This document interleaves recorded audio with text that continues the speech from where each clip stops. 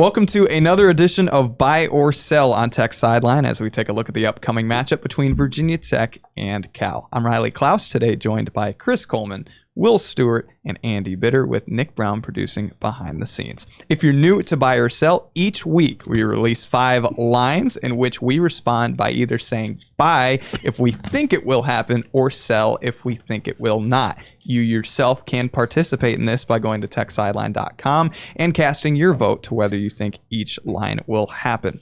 Well, before we dive into this week, let's talk about what happened last time out in this game. I bet you want to talk about it, don't you? It was all the way back against Georgia Tech, so let's talk about what happened there. The first line was 10-plus total points off of turnovers. There were not 10-plus points, so everyone but Will and the fans got that one. There were not 135 or more total plays, so everyone but Nick gained a point there. Close. It was pretty close on that one. Haynes King did not rush for 70-plus yards. That one was a bit of a mix. I would buy that one 10 out of 10 times. Yeah. Even the way that game played out, it's like he was rushing the ball really well against them. Myself and David picked up the points there. John Love, 90-plus made field goal yards. Once again, just David and I had that Is one. 0 less than 90? They even attempt a field goal. And the Hokies did record more tackles than Georgia Tech. So all but Chris and David picked up that one there. So if you're paying attention, folks, Riley went 5 for 5 for the second week in a row. 10 out of 10 the last 2 weeks. All right, try to keep it Due going for this regression. week. Unless he has my picks, then he's Coming home to roost. Well, let's go through the overall standings quick, as I'm at first with 74.29%, 26, followed by Chris with 23 picks correct at 65%, Andy in third with 21, 60% on the season, Will at 57% with 20, and then tied we have the fans and David with 18 right, 51.4%, and then Nick at 16 with 45.7. Going for that Geo Heater trophy. So last year, I tied with the fans in first at like 50.8%, and everybody else was below 50%. So the picks are much stronger this year, which means either the Lions aren't as good as they were last year, Nick. Exactly. Yeah, okay. As a unit, everyone is 57.96% so far this season. Well, with all of that said, let's now talk about what is next, the upcoming matchup against Cal. First line, Virginia Tech uses all 6 of its timeouts. I thought about researching this to see if they've done that this year. I did research it. I'm just going to pick a random answer, so I sold it. I sold this one because, I mean, you have to do it in both halves and use all of, like, I just figure you're going to be in a situation, one of those halves, where you're just not going to need it, or, you know, the outcome's decided, like, why use them at that point? So I sold this. You guys are hackers. Listen to the real pro, okay? Virginia Tech averages 3.7 timeouts per game, hasn't called all 6 in a single game. They called 5 timeouts in one game and 4 timeouts in 2 other games. So I did the homework. So I'm way too much selling. research to arrive at the exact same answer. Sell. Yeah, I don't know if we've had many of these this season, but it is everyone in agreement here. No, we're assuming this doesn't go to – if it goes to overtime, it voids the question. I should just put 6 timeouts. Well, in regulation. Let's just call it regulation. Okay, just call it regulation. Yeah. So hang on, Riley. I got to say what the fans have said. So 900 votes, the fans have sold it at 62%. Okay, so I thought it'd be higher than that. Fire sale. Yeah. Yeah. Okay, next, the Cal quarterback, Jaren Kiave Sangapolo-Tele, has a positive touchdown to interception ratio in this game. I sold it because he's 4 to 6 touchdowns to interceptions over his last 4 games. He's perfectly capable, but he hasn't been trending in the right direction. I bought this one. I picked Cal to win, and he's been pretty good in their wins, and I don't necessarily think this is a ball hawking defense in the Hokies secondary. So I bought this one.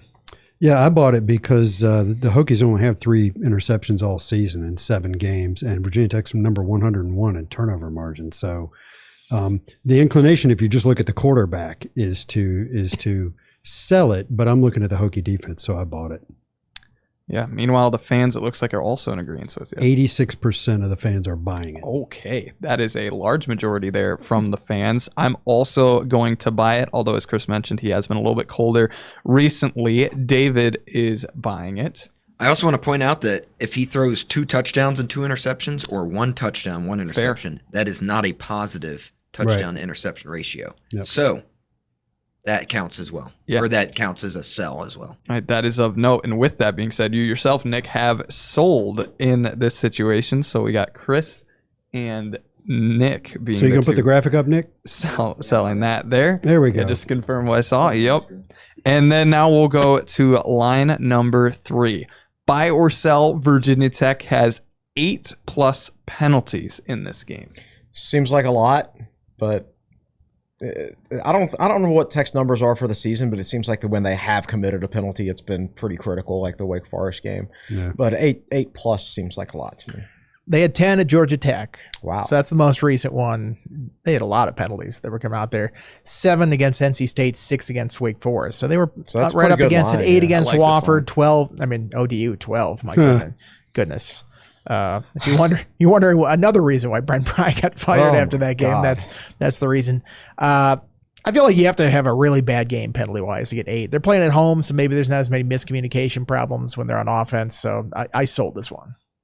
Yeah, Virginia Tech averages 7.1 penalties per game, and Andy said that includes 12 against ODU. So Yes. so that kind of skews it. So I sold it, and the fans are buying it. Now this is just a hate vote, I think. The fans are buying it at 59% that the Hokies will have 8+ penalties. All right, so we've laid out some of the numbers. I'm going to sell that one. David is buying it, and Nick is joining him in that one. So David, Nick, and the fans have bought that line. Now these have to be accepted penalties, though, right? Like they can't. Correct. Yeah, counting the box score for that one to count. Now we'll have 2 more lines, but first a message from one of our sponsors at Tech Sideline. Are you ready for a custom home tailored to your distinctive lifestyle? At Tyrus Homes, a leading custom home builder in the New River Valley, we pride ourselves on crafting exceptional residences that our clients love to call home. Whether you're a first-time buyer, a growing family in search for more room, an active adult seeking a relaxing retreat, or looking for a higher-end custom home that offers luxury and sophistication, we have the perfect solution for you.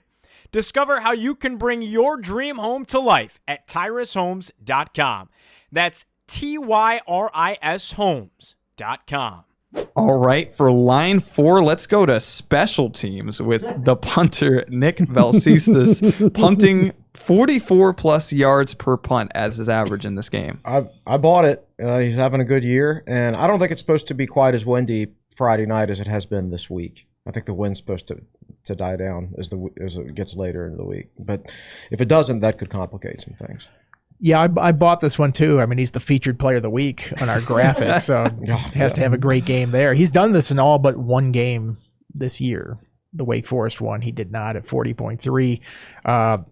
Strangely, some of his best punts distance-wise have been some of the worst punts for Virginia Tech results-wise. Yeah, he had a South Carolina 57-yarder that got returned for a touchdown against South Carolina. yeah. The 59-yarder he hit against Georgia Tech, I think it was 59 against Georgia Tech, was the one where they did the 2 return guys. They faked him out. They got a big return on that. So the longer he kicks it, maybe not always the best result for Virginia Tech, but I think he'll get to 44 on the average. He averages 44.6 yards per punt for the season, and as Andy mentioned, that included a game where he was around 40 yards per punt, which I think kind of skews it. So I'm buying that he will average 44+ yards per punt, and the fans are buying it at 66%. So like 2 out of every 3 fans. So Cal will now block the first punt of the game. So How's that calculated? I think Does that go into average? I think it does, doesn't it? If it goes over the line of scrimmage, I think it goes. Okay, in the average. yeah, that's what I mean. Yeah, if it But that's a goes- good question. So Yeah. So David, if they could deflect one, is what I mean. yeah, that could be interesting. David and Nick are buying it. I'm selling it, just pure roll the dice. We'll see what happens there, honestly. And We're Or gonna- shank like a 20-yarder off the bat. It's like, it's Yeah, over. It's come doomed. on. There's no way. let's close it out with line number 5, and we go to the running back committee for Virginia Tech. That Hawkins has 7.5 plus yards per attempt. That's banking on a couple of big runs, and he's done that a couple of times this year. He's been up over 7.5 at times this year, and I think he's at 5.7 for the season, so he's having a productive year. But I don't think I can go into a game and say, yes, you're going to do that in this particular game. So I'm sold it.